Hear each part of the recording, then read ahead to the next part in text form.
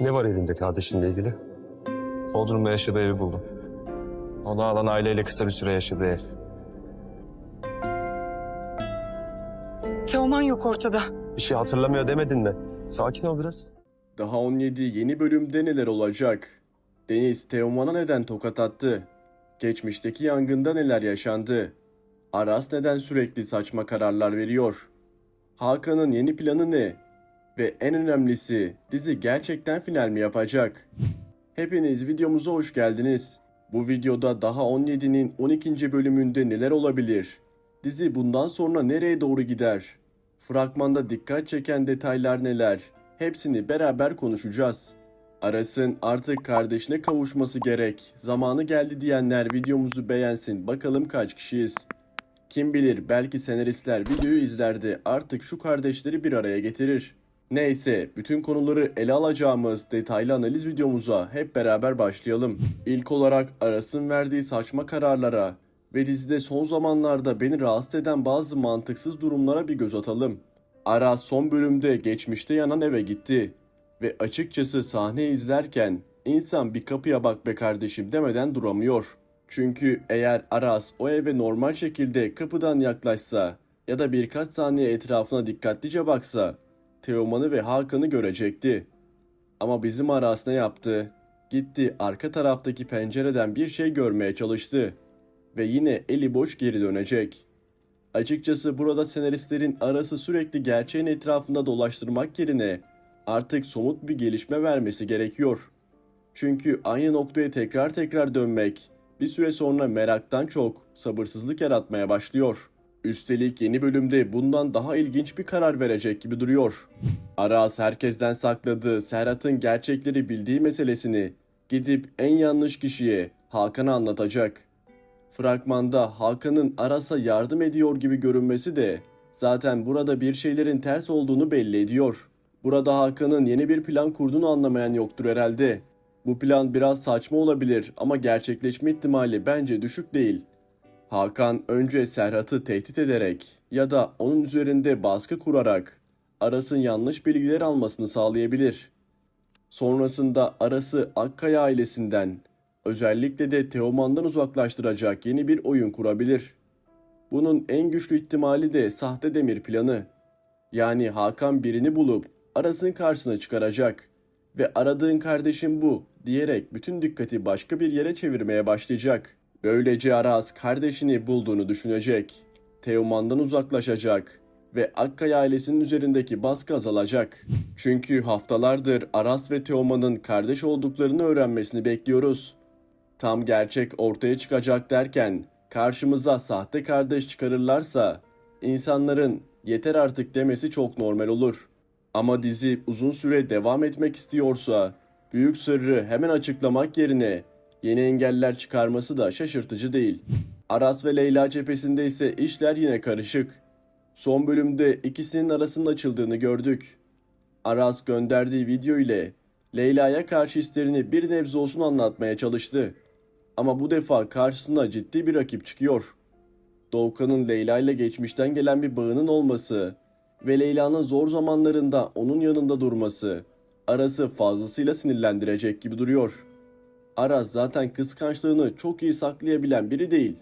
Bence Aras kıskançlığını gizleyemeyecek ve bu yüzden Doğukan'la arasında küçük bir gerilim başlayabilir. Ancak Leyla'nın Aras'a karşı duygularını tamamen bitirdiğini düşünmüyorum. Şu anda sadece yaşananlardan dolayı kırgın. Doğukan'sa tam da bu boşlukta ortaya çıkacak.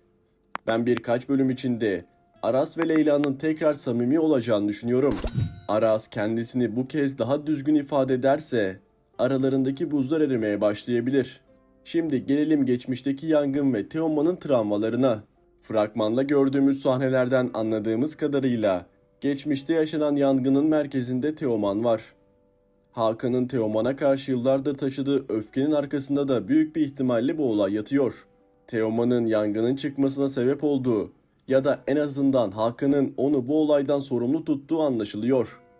Bu yüzden Hakan'ın Teoman'ı bir türlü affedememesi sadece bugünkü davranışlarından kaynaklanmıyor.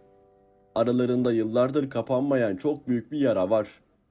Fragmanda yangın sirenlerinin çalmasıyla Teoman'ın bir anda Leyla'ya doğru koşması bence önemli bir detay. Teoman'ın kendi güvenliğini düşünmeden Leyla'yı kontrol etmeye çalışması aslında onun ailesine karşı kendisini kabul ettirme psikolojisiyle bağlantılı olabilir. Teoman özünde sevilmek isteyen, çocukluğundan gelen travmaları hala taşıyan bir karakter. İnsanların onu suçladığı bir geçmişi varsa, bugün sevdiklerine karşı bu kadar korumacı davranması da daha anlamlı hale geliyor. Deniz'in fragmanda Teoman'a tokat atması, fragmanın en çok konuşulan sahnelerinden biri oldu. Birçok kişi Deniz'in Teoman'ı şok etkisinden çıkarmak için tokat attığını düşünüyor. Açıkçası ben de şu an için en güçlü ihtimalin bu olduğunu düşünüyorum. Teoman yangın sirenini duyunca geçmişte yaşadığı travmayı yeniden hatırlayabilir. Kısa süreliğine kendisini kaybedebilir ve Deniz de onu kendine getirmek için böyle sert bir tepki verebilir.